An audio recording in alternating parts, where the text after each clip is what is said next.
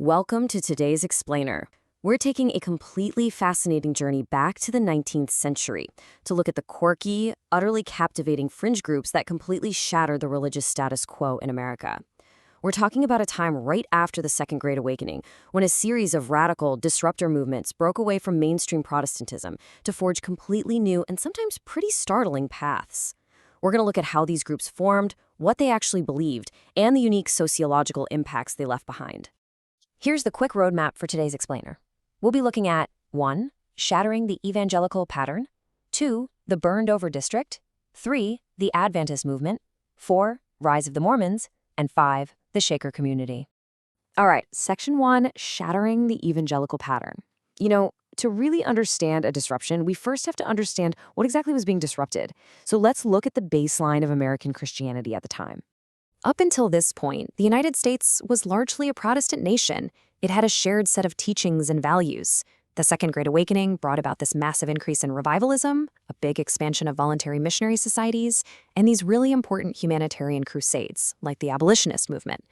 This was the mainstream evangelical pattern of life. It was structured, it was growing, and it was pretty much the absolute norm. But that norm was about to completely shatter. 3 million. That represents the Roman Catholic population in America by 1860. To put that into perspective for you, at the time of the Revolutionary War, there were only about 35,000 Roman Catholics in the whole country. So by the mid-19th century, massive immigration, especially on the Eastern Coast in places like Boston, New York, and Philadelphia, brought literally hundreds of thousands of Catholics to America. This sheer volume was the very first major challenge to that unified Protestant baseline.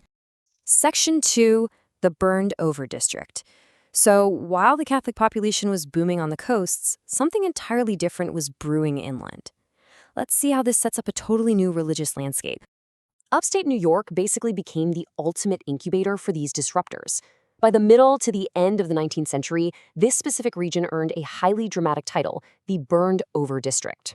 Why? Well, because so many religious groups continuously came through. They'd hold revivals, build churches, and then just move on. It happened so much that the area was literally considered burnt over by revival fires. The sheer density of religious experimentation in this one little geographical pocket is just staggering. Which brings us to Section 3, the Adventist movement. Out of those upstate New York revival fires emerged our first case study. Okay, so this all started with a guy named William Miller. He was a farmer turned lay preacher in upstate New York who started heavily studying the books of Daniel and Revelation, and he became absolutely convinced that they were living in the last days. In 1843, and then again in 1845, he boldly predicted the exact date of Jesus' second coming. His followers, who were known as the Millerites, actually climbed up to the tops of hills to wait for the end of the world. Both times, of course, the predictions failed. But what's really amazing here is that despite these very public failures, the movement didn't just die out when Miller passed away in 1849. It stubbornly survived. Actually, the movement found a whole new life and structure under the leadership of a woman named Ellen G. White, eventually evolving into the Seventh-day Adventists. And there's a really stark contrast to point out here.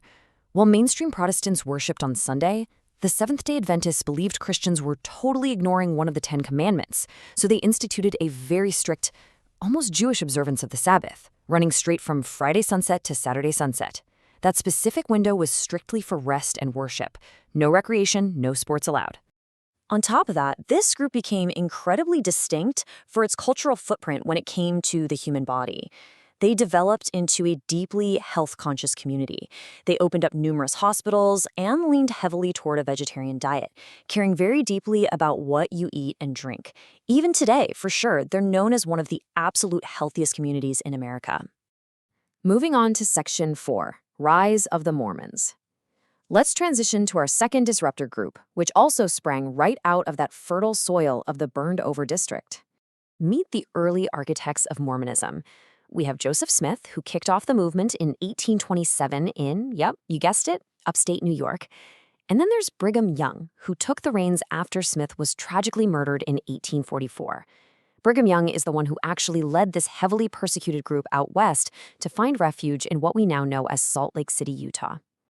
Now, from an anthropological perspective, the origin story here is fascinating.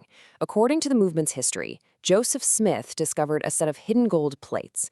Because they were written in a sort of hieroglyphics, he claimed he needed a special pair of glasses to interpret them. He then translated this text into English to produce the Book of Mormon. Interestingly enough, those glasses weren't preserved for others to see, which obviously required immense faith from his early followers to believe his translation was exact. This expanded library is where Mormonism really fractured the mainstream Protestant norm. Mainstream Orthodoxy relied entirely on the Bible. The Mormons, though, expanded their scriptural authority.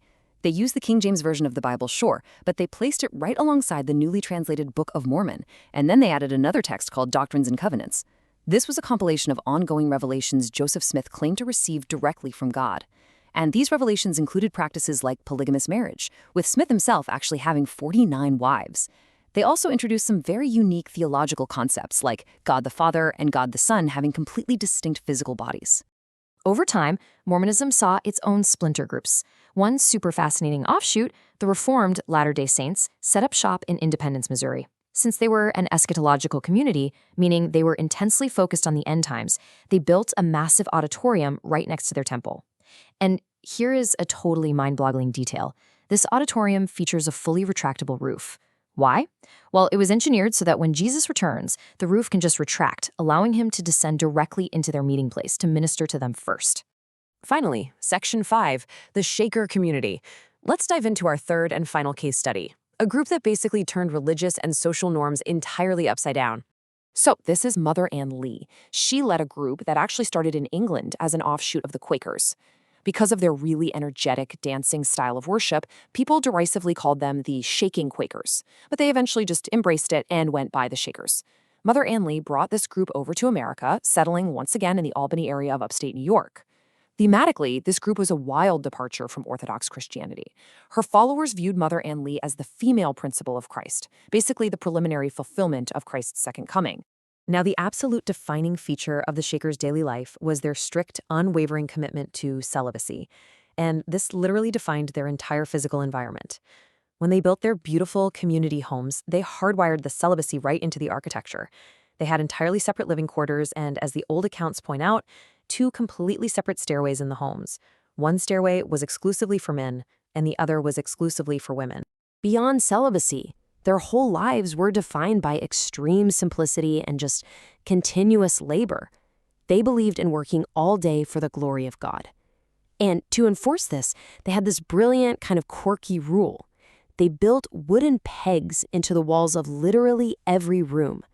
During the daytime, their simple wooden chairs were hung up on these wall pegs. You simply were not allowed to sit down idly during the day. You had to keep working. So, we've seen how the burned-over district birthed groups that redefined the Sabbath, brought in new scriptures, and completely restructured family and social life. But I want to leave you with one final, fascinating historical puzzle to think about. We just looked at Ellen G. White of the Adventists and Mother Ann Lee of the Shakers. At a time when traditional Orthodox churches totally barred women from ministerial work, these outlying fringe groups offered them powerful, recognized platforms with immense authority. Why was the fringe the only place these voices could rise? It's a brilliant sociological question that really shows just how radically these disruptors challenged the entire 19th century American pattern. Thanks so much for exploring these hidden histories with me on today's Explainer. And as always, keep asking the big questions.